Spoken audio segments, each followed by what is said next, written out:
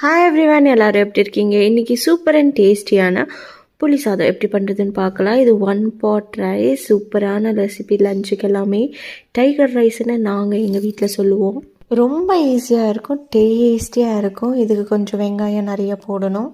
இதுக்கு ஒரு கடாயில் கொஞ்சமாக ஆயில் போட்டு வேர்க்கடலையை வறுத்து எடுத்து வச்சுக்கலாம் ஃபஸ்ட்டு தனியாக. அதுக்கப்புறம் கடுகு, கடலைப்பருப்பு, உளுத்தப்பருப்பு, வெங்காயம், காஞ்ச மிளகா, கொஞ்சமாக கருவேப்பிலை, மஞ்சப்பொடி, சாம்பார் மிளகாத்தூள், இது தான் நாங்கள் இங்கே ஆட் பண்ணியிருக்கோம். எல்லாமே போட்டு நல்லா வதக்கி விட்டுடணும்.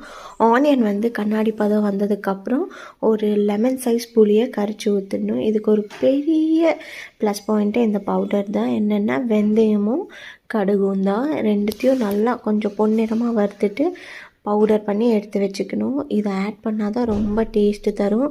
இது கூடவே நீங்கள் ஒயிட் செசமே சீட் பவுடர் கூட ஆட் பண்ணிக்கலாம், எள்ளு பொடி, இல்லைன்னா ஸ்கிப் பண்ணிக்கலாம்.